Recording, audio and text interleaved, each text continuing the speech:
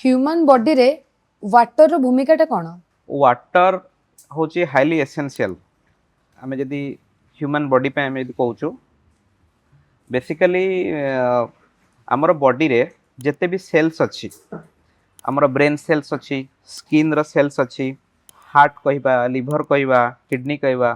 तो ये सब ऑर्गन आमर सेल्स रु तैयारी होइछि। वाटर कौन करे सेल भितर गोटा प्रॉपर एनवायरनमेंट क्रिएट करे जेमति कि सेलटा प्रॉपरली फंक्शन करि परिबो। लेट्स से आम कहवा ब्रेन सेल्स भितर जदि वाटर कंटेंटा कमी जीवो तो सेल्स गुड़ा कौन वीक हो सी जेति कैपेसिटी फंक्शन करवा दरकार ताठू से कम कैपेसिटी से फंक्शन कर तो फंक्शन हेले आमको वीकनेस लगे ट्राउजी लगे मुंड बुलेब अनकॉन्शियस भी आम हो पारे एक्जाक्टली सेमती आम कहीपर बॉडीर प्रति ऑर्गन जो भी सेल्स अच्छी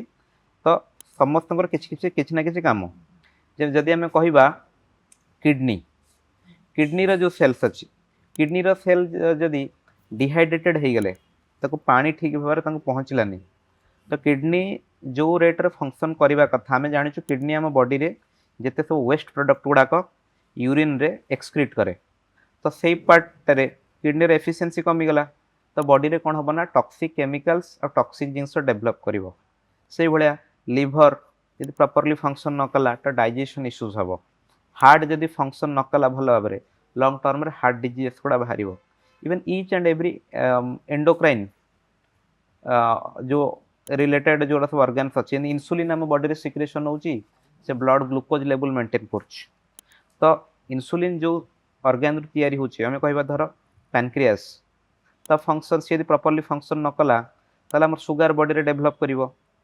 तो वाटर रो गोटे बहुत एसेंशियल रोल अच्छी स्पेसिफिकली वाटर कौन करे आम सेल भितर जो भी सब नेगेटिव रेडिकल्स गुड़ाक डेवलप हुए ताकू भी न्यूट्रलाइज करे आउ सेल रो मेम्ब्रेन जोटा थाए तार गोटे प्रॉपर एनवायरनमेंट से क्रिएट करे जमती कि सब ऑर्गन तांको जो जो दायित्व दिखाई से गोटे सिक्वेन्शियल आ प्रॉपर वे रे से बॉडी कैरी आउट करेंगे जमती ओवरऑल आम बॉडीटा हेल्दी रहिबो।